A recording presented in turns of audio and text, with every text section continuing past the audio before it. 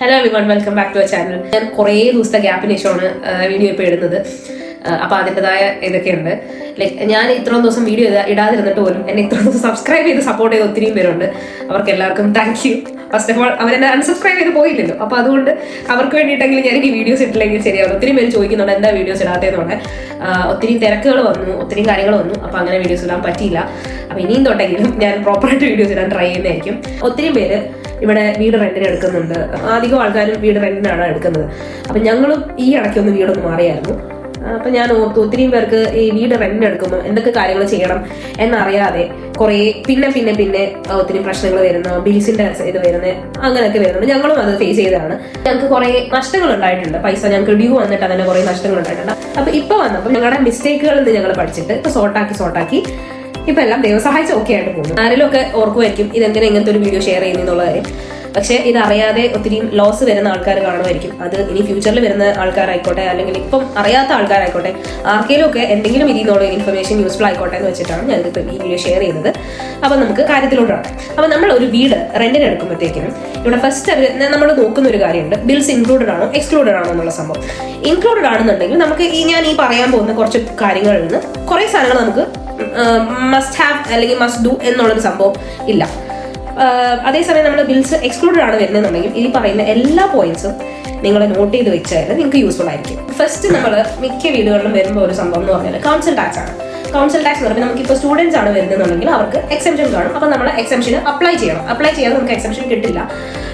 നമ്മൾ ഏത് കൗൺസിലാണോ ഉള്ളത് അവിടെ നമ്മൾ സൈറ്റ് നമ്മളിപ്പോൾ നമ്മളൊരു വീട്ടിൽ കയറുമ്പോൾ നമ്മൾ കൗൺസിൽ ടാക്സ് ഏത് കൗൺസിലാണോ വരുന്നത് ആ കൗൺസിലോട്ട് നമ്മൾ ആ സൈറ്റിൽ പോയിട്ട് ഇപ്പോൾ ഫോർ എക്സാമ്പിൾ ഇപ്പോൾ ചെംസ്ഫോർഡ് ഞങ്ങൾ മുന്നേ ഉണ്ടായിരുന്നു. ചെംസ്ഫോർഡ് എന്ന് പറഞ്ഞൊരു കൗൺസിലായിരുന്നു. അപ്പോൾ ചെംസ്ഫോർഡ് സിറ്റി കൗൺസിൽ ഉണ്ടായിരുന്നു. അവിടെ നമ്മൾ പോയിട്ട് കൗൺസിൽ ടാക്സ് എന്ന് പറഞ്ഞ് കൊടുക്കുമ്പോഴത്തേക്കും നമുക്ക് അവിടെ നമ്മുടെ പേരും നമ്മുടെ ഡീറ്റെയിൽസും നമ്മുടെ അഡ്രസ്സും എല്ലാം കൊടുക്കുമ്പോഴത്തേക്കും നമുക്ക് അതിനകത്ത് രജിസ്റ്റർ ചെയ്യാൻ പറ്റും. അപ്പോൾ ആ രജിസ്റ്റർ ചെയ്യുമ്പോഴത്തേക്കും നമുക്ക് ഇപ്പം ഇഫ് ഇൻ കേസ് നമ്മൾ സ്റ്റുഡന്റ് ആണെന്നുണ്ടെങ്കിൽ സ്റ്റുഡന്റ് എക്സെപ്ഷൻ എന്ന് പറഞ്ഞൊരു ഓപ്ഷൻ കാണും. നമ്മൾ അത് പിക്ക് ചെയ്യുക. അതിന് നമ്മൾ അപ്ലൈ ചെയ്യുമ്പോഴത്തേക്കും നമുക്ക് അതിന് അപ്രൂവൽ കിട്ടുമ്പോഴത്തേക്കും നമുക്ക് അതിന് മെയിൽ കൺഫർമേഷൻ വരും. You are excepted from council tax from നമ്മുടെ ഈ പഠിച്ച് തീരുന്നിടം വരെയുള്ള ടൈം ഫ്രെയിമിൽ നമുക്ക് എക്സെപ്റ്റ് ആയി കിട്ടും. അതാണ് നമ്മുടെ കൗൺസിൽ ടാക്സ് എക്സെപ്ഷൻ കിട്ടുന്നത്. ഇല്ലാന്നുണ്ടെങ്കിൽ നമുക്ക് കൗൺസിൽ ടാക്സ് നമുക്ക് അപ്ലൈ ചെയ്ത് മന്ത്ലി പേയ്മെന്റ് ചെയ്യാം, അല്ലെങ്കിൽ ഈ ആനുവൽ പേയ്മെന്റ് ചെയ്യാൻ പറ്റും. കൗൺസിൽ ടാക്സിന്റെ ഇയർ എന്ന് പറയുന്നത് ഒരു പീരീഡ് കാണും. ആനുവലി നമ്മൾ പേ ചെയ്യണമെന്നുണ്ടെങ്കിലും എങ്ങനെയാണെന്നുണ്ടെങ്കിലും ഒരു കൗൺസിൽ ടാക്സ് ഒരു ഇയറിൽ സ്റ്റാർട്ട് ആവുന്നത് from April to next March വരെയാണ്. അപ്പൊ നമുക്ക് ഇപ്പോൾ നമ്മളിപ്പം ഇടയ്ക്കാണ് കയറുന്നതിലേക്ക്, ഇപ്പോൾ ഒരു ജൂണിലാണ് നമ്മൾ വീട്ടിൽ കയറുന്നത്, നമുക്ക് അന്ന് തൊട്ടുള്ള നെക്സ്റ്റ് മാർച്ച് വരെ നമ്മൾ എപ്പോൾ വരെയാണോ നിൽക്കുന്നത് അത്രയും മാസത്തെ നമുക്ക് പേ ചെയ്താൽ മതി. നമുക്ക് പേ ചെയ്യാനായിട്ട് നമുക്ക് ആനുവലി പേ ചെയ്യാം, മന്ത്ലി പേ ചെയ്യാം, ക്വാർട്ടർലി പേ ചെയ്യാം. അത് നമ്മുടെ ഇഷ്ടപ്രകാരം നമുക്ക് ഡേറ്റ് നമുക്ക് ഫിക്സ് ചെയ്യാൻ പറ്റും. നമുക്ക് ഡയറക്റ്റ് ഡെബിറ്റ് എടുത്തു കഴിഞ്ഞാൽ നമുക്ക് ഒന്നും അറിയേണ്ട, മാസം നമ്മൾ തനിയെ ഡെബിറ്റ് ആയിക്കോളും. നമുക്ക് വലിയ അതിനകത്ത് നമുക്ക് നമ്മളത് പേ ചെയ്യണമല്ലോ എന്നുള്ളൊരു നമുക്കൊരു എന്താണ് പറയുന്നത് തലവേദന നമുക്ക് വരുന്നില്ല. ഓക്കെ, അപ്പോൾ അതവിടെ കഴിഞ്ഞു. ക്ലിയർ ആയെന്ന് വിശ്വസിക്കുന്നു. ആർക്കെങ്കിലും എന്തെങ്കിലും ഡൗട്ട് ഉണ്ടെങ്കിൽ കോൺടാക്ട് ചെയ്താൽ മതി. നമ്മൾ പറഞ്ഞു എനിക്ക് അറിയാവുന്ന രീതിയിൽ ഞാൻ നിങ്ങൾക്ക് പറഞ്ഞു തരുന്നതായിരിക്കും. അടുത്ത് വരുന്നത് നമ്മുടെ എനർജി ബിൽസ് ആണ്. എനർജി ബിൽസിൽ വരുന്നതെന്ന് പറഞ്ഞാൽ ഇലക്ട്രിസിറ്റി ഉണ്ട്, ഗ്യാസും ഉണ്ട്. ഇതിനകത്ത് നമുക്ക് പ്രീപെയ്ഡ് ഉണ്ട്, പോസ്റ്റ് പെയ്ഡ് ഉണ്ട്. പ്രീപെയ്ഡിനകത്ത് വരുമ്പോഴത്തേക്കും നമ്മൾ മുന്നേ നമ്മൾ റീചാർജ് ചെയ്ത് നമ്മൾ യൂസ് ചെയ്യുന്നു. അത് തീരുന്നതിന്റെ സമയം നോക്കി ഇതിൽ എനർജി കട്ടാവുന്നു, സപ്ലൈ കട്ടാവുന്നു, നമ്മൾ പിന്നെ റീചാർജ് ചെയ്യുന്നതിന് വരുന്നു, അല്ലെങ്കിൽ തീരുന്നതിന് മുന്നേ നമ്മൾ റീചാർജ് ചെയ്യുന്നു. അതാണ് പ്രീപെയ്ഡ് വരുന്നത്. അല്ലെങ്കിൽ പോസ്റ്റ് പെയ്ഡ് ആണെന്നുണ്ടെങ്കിൽ നമുക്ക് മന്ത്ലി ബില്ല് വരുന്നു. ഇല്ലെങ്കിൽ നമ്മൾ ഞാൻ മുന്നേ കൗൺസിൽ ടാക്സിന്റെ പറഞ്ഞ കണക്ക് തന്നെ നമുക്ക് പേ ചെയ്യുന്നത് നമുക്ക് ആനുവലി ആക്കാം, മന്ത്ലി ആക്കാം. അത് നമ്മുടെ ചോയ്സ് ആണ് എങ്ങനെ വേണം എന്നുള്ള കാര്യത്തിൽ. അതേകൂട്ട് തന്നെ ഇപ്പൊ ഞങ്ങൾ നിൽക്കുന്ന സ്ഥലത്ത് വന്നപ്പോഴത്തേനും ഞങ്ങളുടെ ഏജൻസി ഞങ്ങൾക്ക് ഒരു ആപ്പ് പരിചയപ്പെടുത്തിയായിരുന്നു. ടിലി എന്ന് പറഞ്ഞൊരു ആപ്പായിരുന്നു. അപ്പം അതിനകത്ത് ഞങ്ങൾക്ക് ഈ വേണ്ടുന്ന ഞങ്ങളുടെ ഏരിയക്ക് വേണ്ടുന്ന എനർജിയുടെ സപ്ലൈ, കൗൺസിൽ ടാക്സിന്റെ സപ്ലൈ, ബ്രോഡ്ബാൻഡിന്റെ എല്ലാ കാര്യങ്ങളും നമുക്ക് പിക്ക് ചെയ്യാനുള്ള ഓപ്ഷൻസ് ഉണ്ട്. ഓരോ സ്ഥലത്ത് ഓരോ പ്രൊവൈഡേഴ്സ് ആണ്. ഇപ്പൊ ഫോർ എക്സാമ്പിൾ ഇപ്പം ഞങ്ങൾ നിൽക്കുന്ന സ്ഥലത്ത് വെസ്റ്റ് യോർക്ക്ഷയർ എന്ന് പറഞ്ഞ സ്ഥലത്താണ്. ഇപ്പൊ വെസ്റ്റ് യോർക്ക്ഷയറിന്റെ വാട്ടർ കണക്ഷനും അങ്ങനെയൊക്കെയാണ് ഞങ്ങൾക്ക് കിട്ടിയിട്ടുള്ളത്. ഇപ്പൊ മുന്നേ ആയിരുന്നത് ആംഗ്ലിൻ കെയർ വാട്ടർ സപ്ലൈ ആയിരുന്നു. അപ്പോൾ ഓരോ സ്ഥലത്ത് ഓരോ പ്രൊവൈഡേഴ്സ് ആണ്. അപ്പൊ അവിടെ അവൈലബിൾ ആയിരിക്കുന്ന പ്രൊവൈഡേഴ്സിനെ വെച്ചിട്ടായിരിക്കും നമുക്ക് അത് റെക്കമെൻഡ് ചെയ്യുന്നത്. അപ്പം നമുക്ക് അതിൽ നിന്ന് നമുക്ക് ബില്ല് ഓക്കെ ഈ ഒരു എമൗണ്ട് ഞങ്ങൾക്ക് ഓക്കെ ആയിരിക്കും, ഈ ഒരു പ്ലാൻ ഞങ്ങൾക്ക് ഓക്കെ ആണെന്ന് നമുക്ക് പിക്ക് ചെയ്യാൻ പറ്റും. അപ്പൊ അങ്ങനെ നമുക്ക് എനർജി പ്രൊവൈഡറിന് നമുക്ക് പിക്ക് ചെയ്യാൻ പറ്റും. ചിലത് ഗ്യാസിന് ഇലക്ട്രിസിറ്റി അവർ രണ്ടും സപ്ലൈ ചെയ്യുന്ന പ്രൊവൈഡേഴ്സ് ഉണ്ട്. അപ്പോൾ അതിൽ നിന്ന് ഞങ്ങൾക്ക് ഇന്ന പ്ലാൻ ഉണ്ട്, ലൈക്ക് ഫിക്സഡ് പ്ലാൻ ഉണ്ട്. നമ്മൾ എത്ര യൂസ് ചെയ്താലും ഇത്ര എമൗണ്ടേ ആവത്തുള്ളൂ എന്ന് പറയുന്ന ഒരു പ്ലാൻ ഉണ്ട്. ഇല്ലാന്നുണ്ടെങ്കിൽ നമ്മൾ ഇപ്പം യൂസേജിനനുസരിച്ച് നമുക്ക് പേ ചെയ്യുന്നതുണ്ട്. അങ്ങനെ കുറേ പ്ലാൻസ് നമ്മുടെ ആവശ്യാനുസരണം നമുക്ക് അത് പിക്ക് ചെയ്തെടുക്കാൻ പറ്റും. പിന്നെ വരുന്നത് വാട്ടർ. ഇപ്പൊ ഞാൻ പറഞ്ഞ കണക്ക് തന്നെ നമുക്ക് പ്രൊവൈഡറിനെ പിക്ക് ചെയ്യാൻ പറ്റും. നമ്മുടെ നോർമൽ വാട്ടർ കണക്ഷനും സീവേജ് വാട്ടർ കണക്ഷനും ഉണ്ട്. നമ്മൾ മോസ്റ്റ്ലി എല്ലാ 2 കണക്ഷനും കമ്പൈൻഡ് ആയിരിക്കും നമുക്ക് വരുന്നത്. അതിന്റെ ഒരു ബില്ലായിരിക്കും വരുന്നത്. നമുക്ക് വലിയ ബില്ല് നമ്മൾ കമ്പാരിറ്റീവ്ലി നമ്മൾ ഗ്യാസിന്റെ ഇലക്ട്രിസിറ്റിയുടെ വെച്ച് നോക്കുമ്പോൾ വാട്ടറിന് നമ്മൾ അത്രയും വരുന്നില്ല. Depending upon the number of people.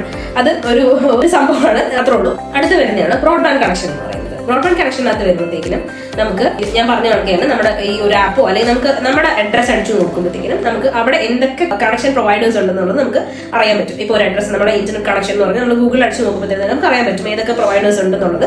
അങ്ങനെ നമുക്ക് അവിടെ നിന്ന് തന്നെ നമുക്ക് എടുക്കാൻ പറ്റും. നമ്മുടെ ആവശ്യാനുസരണം പ്ലാൻ എന്താണോ വേണ്ടത്, ബ്രോഡ്ബാൻഡ് എങ്ങനെയാണോ, ഏത് പ്ലാനാണോ, അത് നമ്മുടെ നാട്ടിൽ എങ്ങനെയൊക്കെയാണോ എടുക്കുന്നത് അതുകൊണ്ട് തന്നെ ഫൈബർ ആണെന്നുണ്ടെങ്കിൽ നല്ല സ്പീഡും കാണും, എല്ലാം കാണും. അപ്പൊ അതിനകത്ത് നമുക്ക് വറി ചെയ്യേണ്ട കാര്യമില്ല.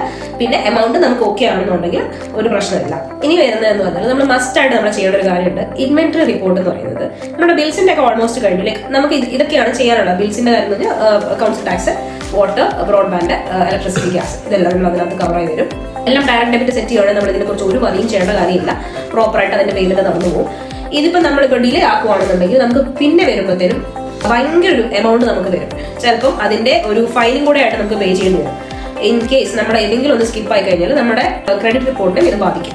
അപ്പൊ അതുകൊണ്ട് ബെറ്റർ നമ്മൾ മന്ത്ലി പേ ചെയ്ത് പോവുകയാണെന്നുണ്ടെങ്കിൽ ലൈക്ക് നമ്മൾ അത് സെറ്റ് ചെയ്ത് വെച്ചിരിക്കുകയാണെന്നുണ്ടെങ്കിൽ നമുക്ക് വരി ചെയ്യേണ്ട കാര്യമില്ല. ഓക്കെ, ഇനി ഞാൻ പറഞ്ഞ കണക്ക് ഇൻവെന്ററി റിപ്പോർട്ട്. ഇൻവെന്ററി റിപ്പോർട്ട് എന്താണെന്ന് വെച്ചാൽ നമ്മൾ ഈ ഒരു വീട് എടുക്കുമ്പോഴത്തേക്കും നമ്മൾ അൺഫേണിഷ്ഡ് ആണെങ്കിലും ഫേണിഷ്ഡ് ആണെങ്കിലും വീടിന്റെ കണ്ടീഷൻ ഉണ്ട്. ഈച്ച് ആൻഡ് എവറിത്തിങ് ലൈക്ക് നമ്മുടെ ഡോർ ആയിക്കോട്ടെ, നമ്മുടെ വിൻഡോ ആയിക്കോട്ടെ, നമ്മുടെ എല്ലാ സാധനങ്ങളും എന്ത് സ്റ്റേജിലായിരുന്നു എന്നുള്ളതിന്റെ ഫോട്ടോ, അതിന്റെ ഡോക്യുമെന്റ് കാണാം. നമുക്കൊരു ഇൻവെന്ററി റിപ്പോർട്ടായിട്ട് നമുക്ക് കിട്ടും. അപ്പൊ അതിന്റെ റിട്ടേൺ ഡിസ്ക്രിപ്ഷനും കാണും. അതെങ്ങനെയാണ് അതിന്റെ കണ്ടീഷൻ ഉണ്ട്, അത് ഗുഡ്, പുവർ, അങ്ങനെ ഒത്തിരി കണ്ടീഷൻസ് നമ്മൾ അതിനകത്ത് മെൻഷൻ ചെയ്തിരിക്കും. അപ്പം ഇത് എന്തിനാന്ന് വെച്ചാൽ നമ്മൾ ഒരു വീട്ടിൽ കയറുന്നതിന് മുന്നേ ഈ വീടിന്റെ കണ്ടീഷൻ എങ്ങനെയാണോ നമ്മൾ ഇറങ്ങുന്ന സമയത്തും ഇതേ കണ്ടീഷനിൽ മെയിൻറ്റെയിൻ ചെയ്യണമെന്നുണ്ടെങ്കിൽ നമുക്ക് എക്സ്ട്രാ പൈസ പേ ചെയ്യേണ്ട കാര്യമില്ല. ഇല്ല നമുക്ക് ഇതിനകത്ത് എന്തെങ്കിലും ഡാമേജ് വരുവാണെന്നുണ്ടെങ്കിൽ നമ്മുടെ കയ്യിൽ നിന്ന് നമ്മൾ അല്ലെങ്കിൽ നമ്മൾ മുന്നേ ഡെപ്പോസിറ്റ് കൊടുക്കുന്നവരാണെങ്കിൽ നമ്മൾ അവരതിൽ നിന്ന് ഡിഡക്ട് ചെയ്തിട്ട് ഇതിന്റെ കോസ്റ്റ് ഒക്കെ റെഡ്യൂസ് ചെയ്തിട്ടായിരിക്കും നമുക്ക് കൊടുത്ത ഡെപ്പോസിറ്റ് കിട്ടുന്നത്. ചിലപ്പോൾ കിട്ടാതെ ഇരിക്കാം. മിക്ക വീട്ടിലും പറ്റുന്നത് വെച്ചാൽ അവർ ഒരു വലിയൊരു എമൗണ്ട് നമ്മുടെ നിന്ന് എടുക്കുന്നതായിരിക്കും. അപ്പൊ നമ്മൾ കൊടുത്തതിന്റെ ഒന്നുപോലും കാണാൻ നമ്മൾ ചിലപ്പോൾ എക്സ്ട്രാ പേ ചെയ്യേണ്ടി വരും. അപ്പൊ നമ്മൾ ഇതിനനുസരിച്ച് ഓക്കെ നമ്മൾ വേണമെങ്കിൽ ഇൻവെന്ററി റിപ്പോർട്ട് നോക്കിയിട്ട് ഓക്കെ വീട് നമ്മൾ ഇറങ്ങുന്നതിന് മുന്നേ നമുക്ക് വേണമെങ്കിൽ ഇച്ചിരി ക്ലീൻ ചെയ്യാനാണെങ്കിലും നമുക്ക് ഒരു ഐഡിയ കിട്ടും ഓക്കെ ഇങ്ങനെയായിരുന്നു എന്നുള്ളത്. ചില ഏജൻസികൾ ഇൻവെന്ററി റിപ്പോർട്ട് തരാറില്ല. അപ്പൊ അതുകൊണ്ട് നമ്മൾ ഒരു വീട്ടിൽ കയറുന്നതിന് മുന്നേ ഇൻവെന്ററി റിപ്പോർട്ട് മസ്റ്റ് ആയിട്ട് നമ്മൾ ചോദിച്ചു വാങ്ങിക്കുക എന്നുള്ളതാണ്. പിന്നെ നമ്മൾ ഇനി ഒരു മെയിൻ സംഭവം എന്ന് വെച്ചാൽ ഇത് ഞങ്ങളുടെ ഫാമിലി ഫ്രണ്ട് ഉണ്ട്, ഞങ്ങളുടെ ശരത്തേട്ടൻ എന്ന് പറഞ്ഞിട്ട് പുള്ളി എനിക്ക് പറഞ്ഞൊരു കാര്യമുണ്ട്. എപ്പോഴും നമ്മളൊരു ഏജൻസിയായിട്ട് കോൺടാക്ട് ചെയ്യുമ്പോൾ നമ്മുടെ എല്ലാ കോൺവെർസേഷനും ബൈ ഇമെയിൽ ആയിരിക്കണം. ത്രൂ ഇമെയിൽ ആവുമ്പോഴത്തേക്കിനും എല്ലാത്തിനും അവിടെ ഒരു പ്രൂഫ് ഉണ്ട്. നമ്മൾ ഇങ്ങനെ ചോദിച്ചു അല്ലെങ്കിൽ ഞങ്ങൾ ഇങ്ങനെ ഒരു കോൺടാക്ട് നടന്നിട്ടുണ്ട് എന്നുള്ളതിന്. അപ്പൊ നമ്മളിപ്പോൾ എന്തെങ്കിലും ഒരു കാര്യം പറയുമ്പോഴത്തേനും അവരതിനെ റെസ്പോണ്ട് ചെയ്തില്ലെങ്കിൽ നമ്മൾ അതിന് പിന്നെ വറിയിച്ചേണ്ട കാര്യമില്ല, അവരുടെ ഹെഡേക്കാണ്.